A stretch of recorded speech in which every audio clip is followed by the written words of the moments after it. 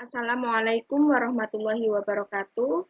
Ketemu lagi dengan saya, Rosi Islamiati, dosen Prodi Akidah dan Filsafat Islam UIN Sunan Kalijaga, Yogyakarta. Oke, teman-teman, sebelum kita mulai perkuliahan pada pagi hari ini, kita baca bersama-sama bacaan basmalah. Bismillahirrahmanirrahim. Pada pertemuan kali ini, kita akan membahas tentang Islam dan sains sebagai sebuah pengantar. Jadi saya akan mengantarkan kalian apa itu Islam, apa itu sains, bagaimana kemudian sains di masa Islam atau Islam merespons sains. Jadi yang perlu kita pahami, Islam yang kita maksud di sini bukan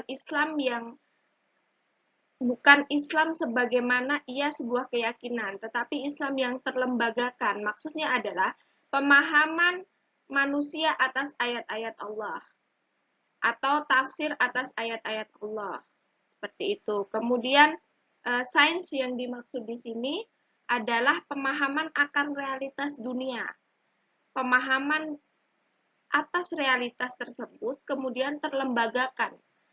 Itu yang kita sebut sebagai sains. Jadi singkatnya adalah tafsir terhadap realitas atau ayat-ayat kauniyah. Kalau Islam itu adalah tafsir atas atau pemahaman kita atas ayat-ayat kauliyah. Jadi nanti teman-teman jangan berpikir sains yang kita maksud hanya sains yang yang seperti yang kita pahami hari ini, artinya sains yang berkutat pada teknologi begitu. Tetapi sains yang dimaksud bisa juga ilmu-ilmu sosial humaniora, ilmu-ilmu antropologi, kemudian ilmu biologi dan lain sebagainya. Lalu bagaimana sih sejarah Islam itu merespons sains? Sejarah Islam tentu saja dimulai dari zaman Nabi. Jadi, Islam menyebut sains itu sebagai ilmu atau ilmu.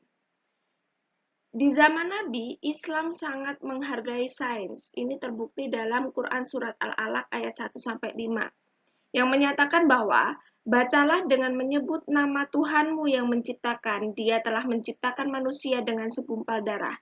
Bacalah, dan Tuhanmulah yang paling pemurah, yang mengajarkan kepada manusia apa yang tidak diketahuinya. Jadi, sejak ayat pertama turun, yang disuruh atau manusia itu disuruh untuk membaca. Artinya apa? Artinya tidak hanya membaca Al-Quran, tidak hanya membaca kitab-kitab atau buku-buku, tetapi juga ayat-ayat yang bersifat kauniyah itu tadi. Jadi realitas-realitas sosial kehidupan pada waktu itu, kemudian realitas-realitas alam, dan lain sebagainya. Jadi pada masa awal Islam atau zaman Nabi, Islam sudah sangat menghargai ilmu atau sudah sangat menghargai sains. Selanjutnya, hadis-hadis Nabi juga menyatakan bahwasanya memuji orang yang berilmu dan mewajibkan menuntut ilmu. Antara lain mencari ilmu wajib bagi setiap muslim. Yang kedua, carilah ilmu walaupun sampai ke negeri Cina. Atau misalnya, carilah ilmu sejak dari buayan hingga liang lahat. Para ulama adalah pewaris Nabi. Pada hari kiamat ditimbanglah tinta ulama dengan darah syuhada. Maka tinta ulama dilebihkannya dari darah syuhada. Artinya, di dalam hadis Nabi pun telah menjelaskan bahwasanya keutamaan-keutamaan orang yang berilmu atau keutamaan ilmu yang harus dikejar walau sampai ke negeri Cina. Artinya sejauh apapun ilmu itu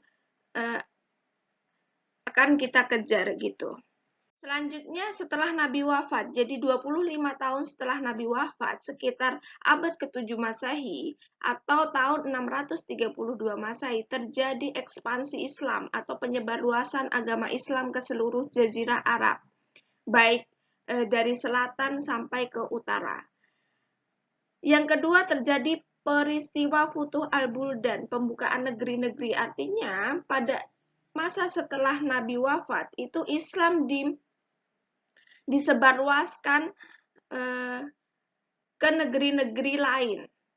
Dan pada tahun 750 Masehi, wilayah Islam hingga seluruh jajahan Alexander the Great di Asia, yakni Kaukasus dan Afrika Utara, Libya, Tunisia, Aljazair, Maroko, Mesopotamia, Irak, Syria, Palestina, Persia atau Iran, kemudian Mesir, semenanjung Liberia, Spanyol, Portugis, dan India itu sudah banyak yang memeluk agama Islam. Kemudian pada masa Bani Umayyah, di Damaskus atau Syria, pada masa kekhalifahan Umar II. Jadi di sana sudah terjadi terjemahan-terjemahan karya ilmiah Yunani dan Suryani atau Syria ke dalam bahasa Arab. Kemudian yang melaksanakan siapa? Yang melaksanakan adalah kaum cendekiawan. Dan di masa Bani Umayyah juga sudah terdapat hubungan antara seni dan ilmu pengetahuan. Jadi seni itu sudah berkembang di masa Bani Umayyah, termasuk juga seni arsitektur. Misalnya terbentuknya kubah As-Sakhra di Yerusalem. Kemudian Khalifah Umar II juga mengirim dai-dai Islam ke berbagai negara, seperti di India, Turki, Asia Tengah, Afrika, dan Andalusia. Selanjutnya pada masa dinasti Abbasiyah di Baghdad atau Irak sekitar tahun 750 Masehi juga. Jadi Islam sebenarnya mengalami kemajuan itu di masa ini, di masa dinasti Abbasiyah. Pada masa dinasti Abbasiyah ini atau pemerintahan Khalifah Al-Ma'mun itu didirikan perpustakaan yang sangat besar namanya Baitul Hikmah, dan juga terjadi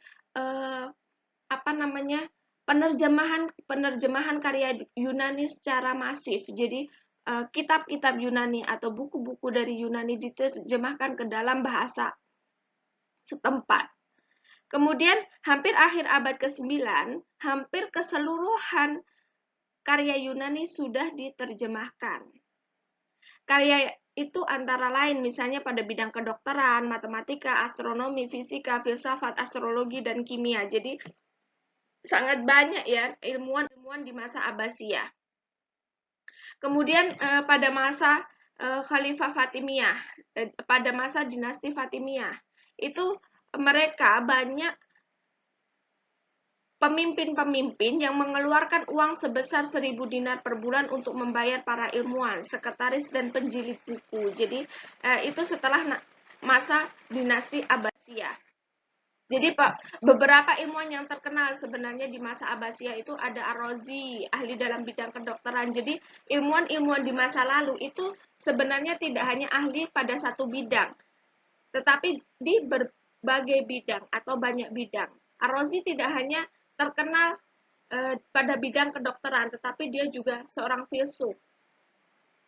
Kemudian Ibnu Sina, ahli juga dalam bidang kedokteran. Al-Khawarizmi, ahli dalam algoritma. Zabib Ibnu Hayyan, kemudian beliau disebut sebagai ahli kimia, dan lain sebagainya. Oke, jadi faktor apa saja sih yang sebenarnya membuat sains dan ilmuwan itu berkembang di masa Abbasiyah? Yang pertama adalah worldview Islam atau pandangan dunia terhadap, atau pandangan ilmuwan itu terhadap dunia. Mereka terbuka akan agama, filsafat, dan lain sebagainya. Dan mereka berangkat dari Al-Quran dan Sunnah, kata Al-Khawarizmi. Ia berkata bahwasanya, agamalah yang mendorong saya menyusun karya tulis singkat dalam hal hitungan dalam memakai prinsip operasi hitung, seperti penambahan dan pengurangan yang bermanfaat untuk pengguna aritmatika. Biasa diibaratkan para pria yang terlibat dalam persoalan benda pusaka, warisan, perkara hukum, dan perdagangan, serta dalam segala kesepakatan kerja, atau yang bertalian dengan pengukuran dalamnya tanah, penggalian kanal, perhitungan, geometri, dan segala jenis objek dan yang ditekuninya. Jadi Al-Khawarizmi itu memiliki pandangan terhadap dunia Islam. Kemudian yang kedua adalah apresiasi dari masyarakat. Jadi masyarakat itu sangat menghargai para ilmuwan yang berceramah atau memberikan ilmu. Jadi mereka itu seluruh penduduk kota itu memeriahkan acara-acara para ulama besar. Kemudian patronase atau dukungan dari Al-Ma'mun itu. Al-Ma'mun tidak hanya memberikan dukungan atas dana saja, tetapi juga dukungan misalnya para ilmuwan itu diberikan mimbar di dalam acara-acara istana. Jadi banyak penguasa-penguasa dari luar juga mendengarkan apa yang diceramahkan oleh para ilmuwan-ilmuwan itu. Kemudian pemberian intensif pada karya-karya ilmuwan dan lain sebagainya. Selanjutnya masa kemunduran Islam. Nah, setelah Al-Ma'mun ini maka terjadi masa kemunduran Islam. Artinya apa? Menjelang abad ke-13 Masehi, terjadi kematian sains di dunia Islam. Sebab-sebabnya adalah krisis ekonomi, politik, keterpinggiran, dan lain sebagainya.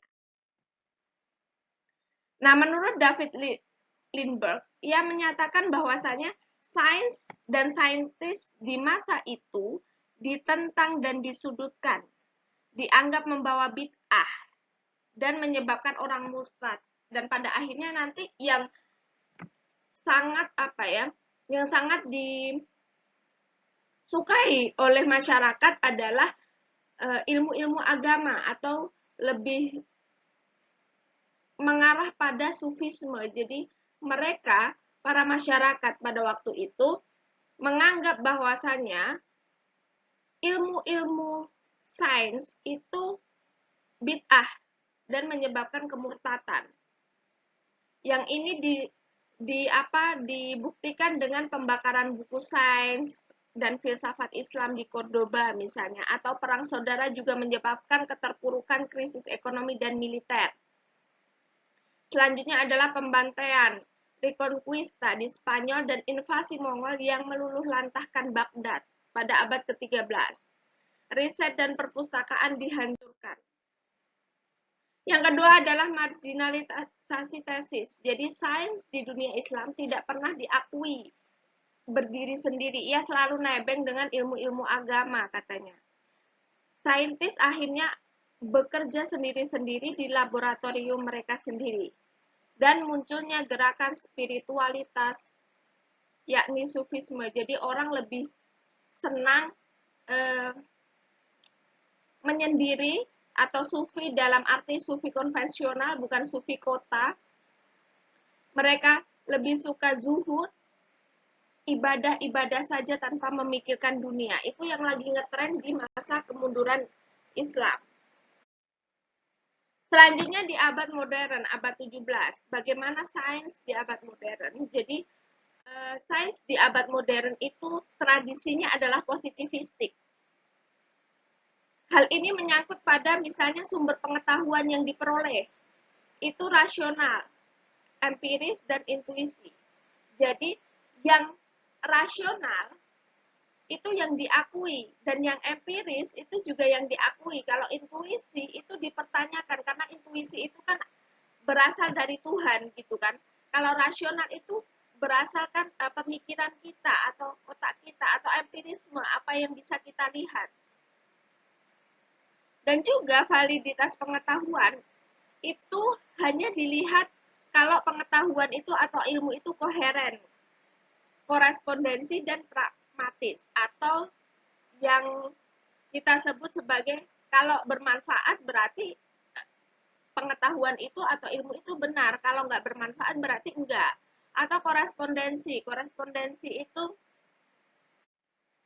jadi korespondensi itu pengetahuan atau ilmu yang sesuai dengan fakta yang ada. Kalau nggak sesuai fakta seperti metafisik, itu nggak jelas faktanya, itu ia tidak diakui sebagai sebuah ilmu. Dan koherensi itu yang nyambung atau yang koheren dengan masa lalu. Misalnya ketika kita sudah menyatakan bahwa bumi itu datar, maka